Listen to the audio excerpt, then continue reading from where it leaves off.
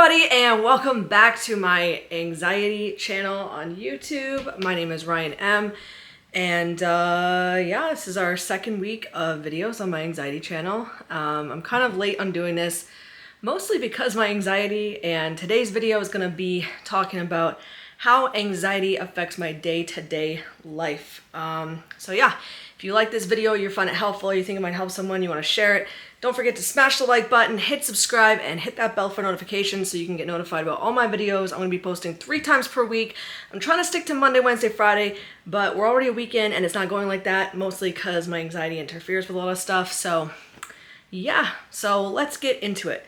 How does anxiety affect my day-to-day life? Well, most of you guys know I'm a live streamer, but before I started live streaming, I was self-employed working at home. And because I've had anxiety like my whole life, basically since I was like 8 years old, I think is when I had my first panic attack.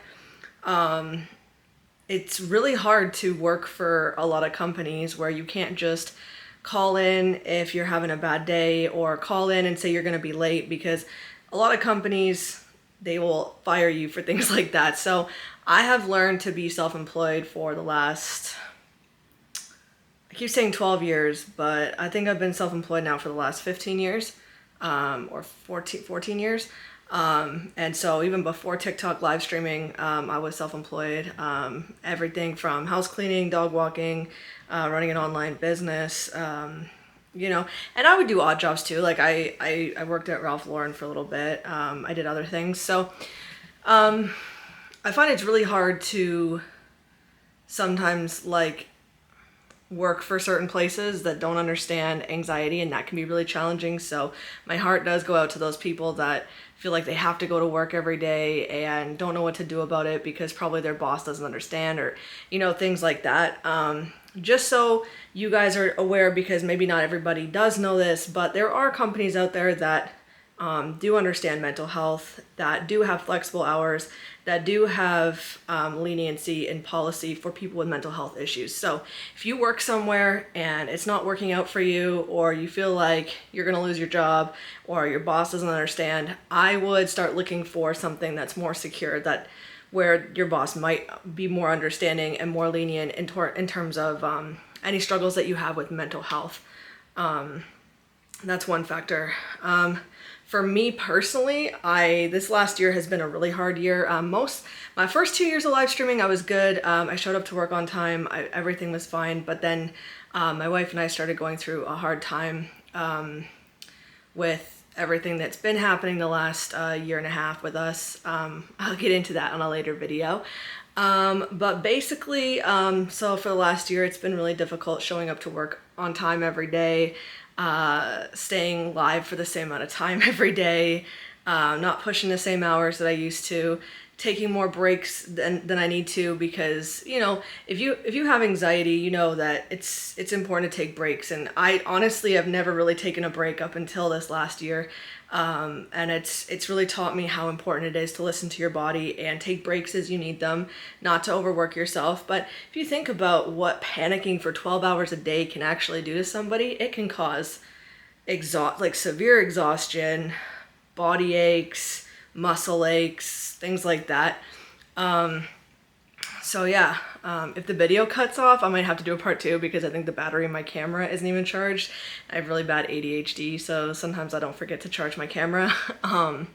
But yeah, so it definitely does affect my day-to-day life. I find, you know, if I wake up with anxiety, sometimes it's hard to go to appointments and things like that on days when I'm having anxiety. So it takes longer to get things done than a lot of other people that don't have anxiety. Sometimes I have to reschedule appointments. You know, half the days I wake up feeling good, half the days I wake up feeling bad. The days I wake up feeling bad, if an appointment lands on that day, sometimes it's just, I can't do it today. I feel like I just can't do it today. And that's probably mostly because I work 7 days a week. Like most people have a day off, I don't. So if I'm not feeling good that day, I'm like, I just want to make sure I get to work today and I don't want to worry about anything else, you know? Yeah, I mean, there's lots of challenges with it. Sometimes when I'm on vacation, I want to do fun things, but if those things cause me anxiety, then I'm like, no. And then I kind of get FOMO. I feel like I'm fear of missing out. You know, like if there's, Like, for example, I remember when we were in Vegas a few years ago, there was the really high roller coaster. I really wanted to do it, but I had already gone on this like really fast roller coaster, which I was already terrified to do. So I was like, that was enough for me. I don't want to like, because I have a fear of heights. So I didn't always used to have a fear of heights, but somehow over the years I developed a fear of heights, and I was like, I don't want to do two things that are gonna like freak me out during my vacation. So I just kind of like left it. But that definitely is a part of how it affects day-to-day life, but that's not really day-to-day life, that's vacation. But I mean, that's a part of living, right? I mean, nobody wants to miss out on fun stuff. Sometimes, like this year, I had like anxiety when I was celebrating Christmas with my wife. It kind of sucks because it can ruin a good moment, you know what I mean? You're like, well, why am I feeling this way? I just want to be having fun and enjoying my time on a holiday. So lots of ways anxiety can impact your life for sure. But I think the most important thing is to just learn to take breaks for yourself. Like, the more time you take for you to focus on your head, the easier the rest of it becomes. And maybe not you, but like, I know for me personally, I find I get less anxiety in general when I focus on fixing myself. So sometimes when my anxiety is really bad, I'm like, okay, I don't really have the spare time, but I'm gonna make the spare time, because I know if I don't, I'm gonna be here for 2, 3, 4, 5 years, and I'm gonna have way less money, I'm gonna have way more problems, I am not gonna go to work for a significant period of time, and we're gonna have way more stress.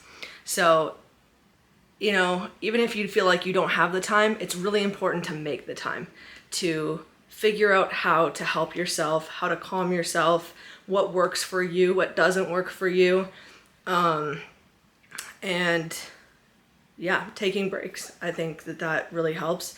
And, you know, it's okay to be late for work. It's okay to, you know, take those breaks. And if the people around you can't support you, including the people at your job, then it's time to maybe find a new job where you don't have to stress about that, you know what I mean? And I think I will do another video on a later date about how to be your own boss if you have anxiety, because I think that would be a really important key factor for people that want to be able to kind of like fix their own schedule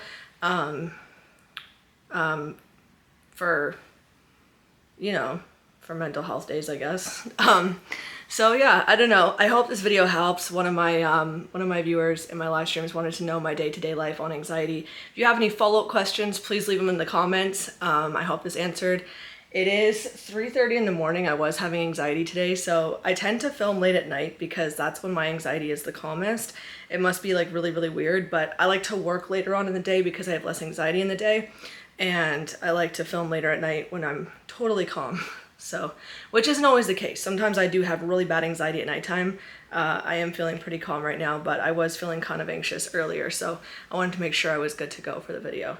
And that's another thing. Sometimes I feel like I miss out on doing fun things because I'm putting work stuff first,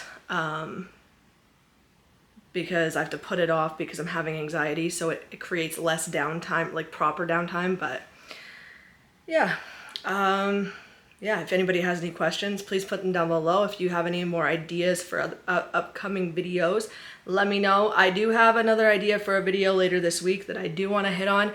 And so hopefully that one will be kind of helpful to some of you guys. And yeah, if you like this video or you found it helpful, please hit the like button, hit subscribe, hit that bell for notifications.